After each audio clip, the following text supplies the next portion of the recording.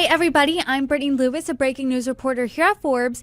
Joining me now is my Forbes colleague, staff writer Zach Everson. Zach, thanks so much for joining me. Thanks for having me, Brittany. Good to be here. Good to be with you. And you have this sort of tracker of who's paid homage to Trump at Mar-A-Lago since his election. So how many people, and people of note rather, have come visit him at what is dubbed as the Winter White House since he won election back in November? So I've actually cataloged about 300 people of note who have been spotted at Mar-A-Lago. For this article, we pulled out the ones who are governors, lawmakers, representatives of foreign countries, and Trump's cabinet picks. So out of that bunch, we've found 125. That's still a large group. So why don't we go through in each category that you said? Let's start outside of the country. Let's start with foreign officials. You're reporting that we are right back in square one on whether Trump's businesses violated the Constitution's emoluments clause. First, what does that even mean? So the emoluments clause prohibits government officials from getting money from other countries. And that was something that was debated heavily during President Trump's first term.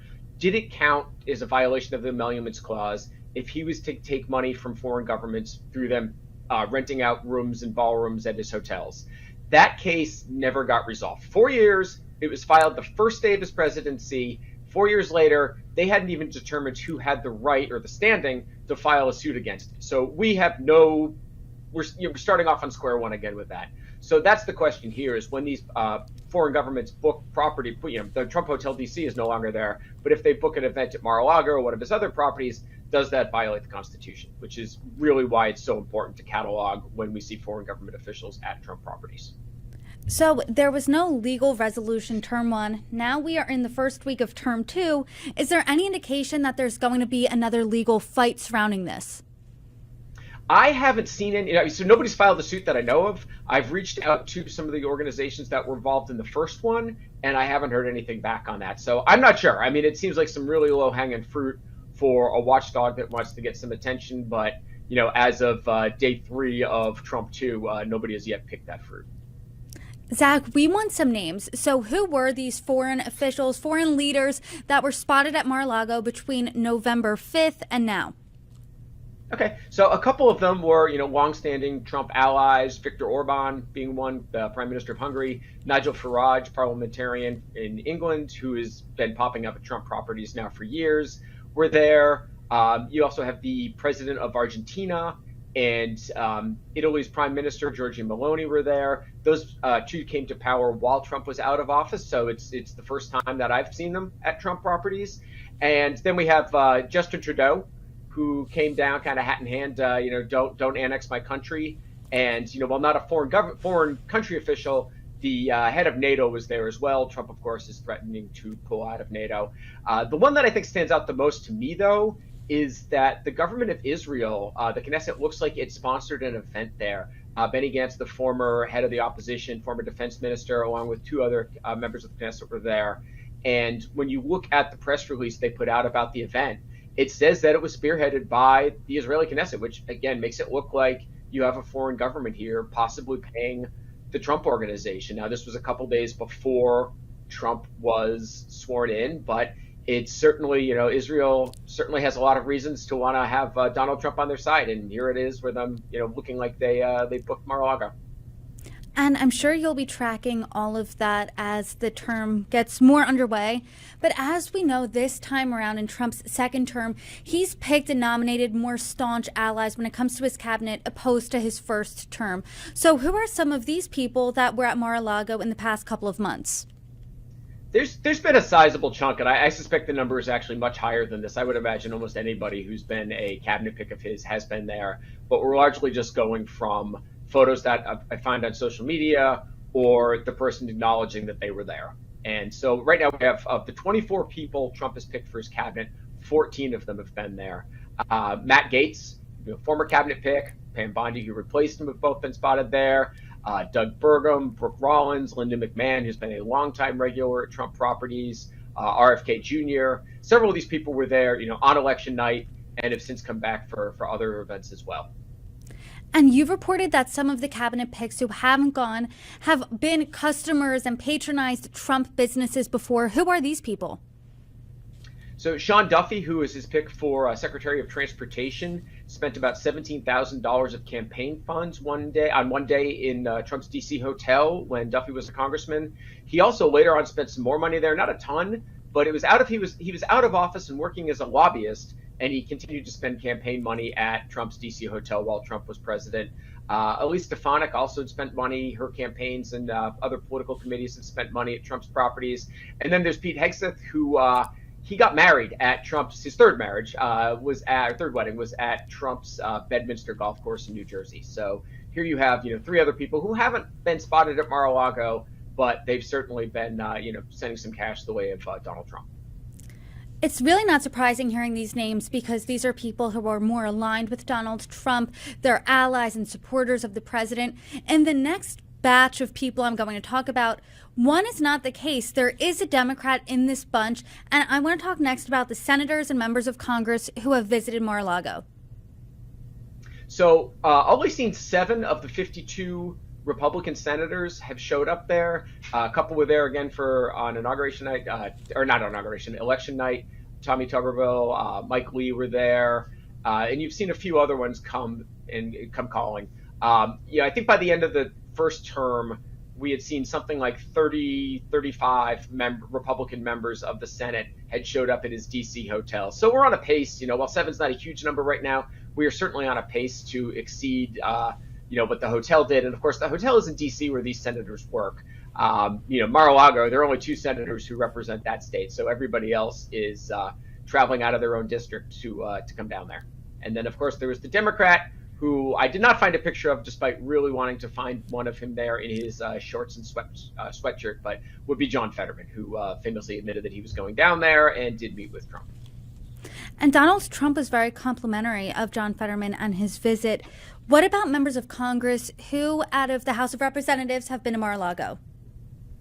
This was whopping amount of congressmen. There were 60 members of Congress. There were 65 of the 219 Republicans in the House have been spotted there. They had a big retreat there a couple weekends ago. Committee chairs, member of the House Freedom Caucus. It was really getting to use a lot of new emerging technology to figure out who some of these people were. A lot of them showed up, posted the photos online. I was able to find the photos, but then trying to name all 20, 30 people in some of these photos was difficult. I actually started using some facial recognition to tip me off to that. It wasn't did not use that as the authoritative source, but I could get the suggested name that it had and then go check out that person's profile on social media and see if they had posted a photo. I was able to get a lot of them that way. The one here that really stands out, in addition to Speaker Mike Johnson, would be Mike Turner, representative who was the chair of the House Intelligence Committee. Nice picture of him standing next to Trump with a group of his colleagues, thumb up, smiling. And a couple days later, Johnson sacked him as committee chair, reportedly at Trump's request. So, it doesn't hurt to go to Mar-A-Lago, but it's not guaranteed to necessarily help you either.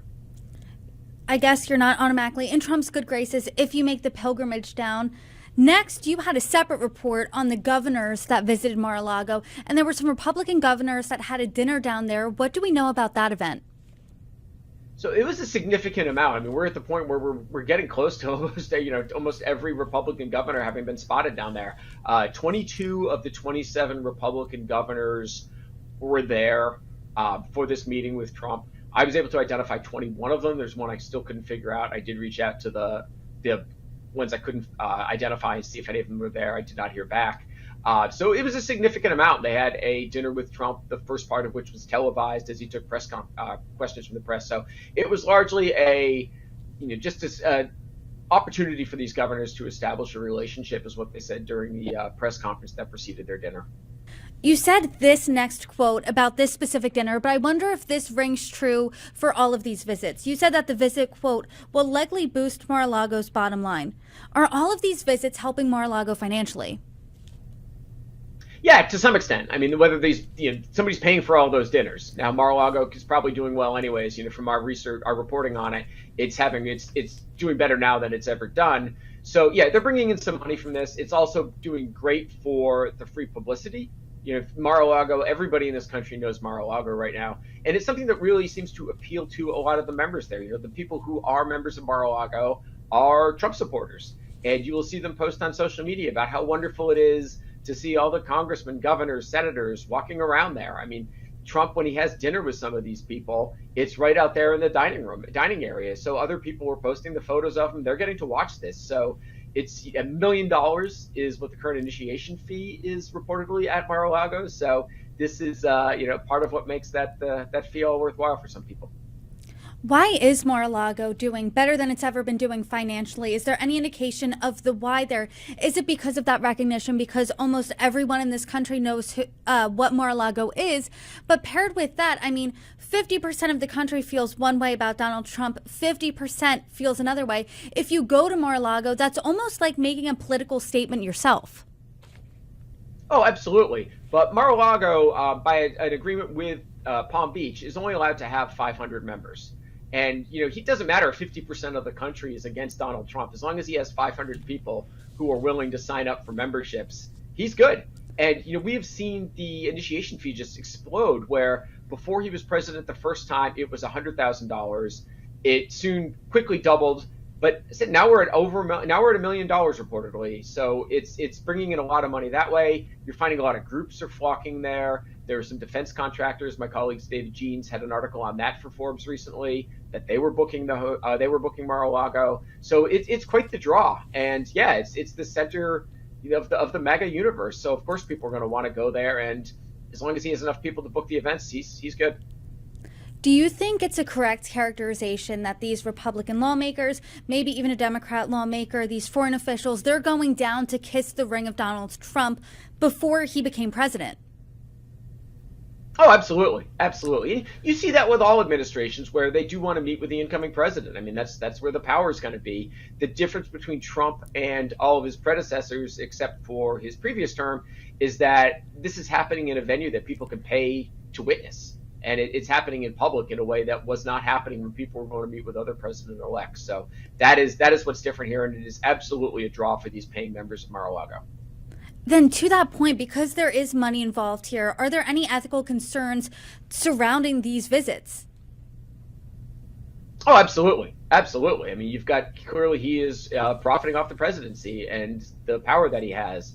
But whether anything's going to happen about that, it didn't the last time. He said before his first term, one of his attorneys said that they would do everything possible to make it clear Trump wasn't profiting from the presidency. And then you see the presidential seal popping up on golf markers at some of his courses. And now you see his trumpstore.com is selling 45 and 47 themed swag, as we've reported before. So he clearly has no problem at all profiting off his presidency. We saw that with crypto.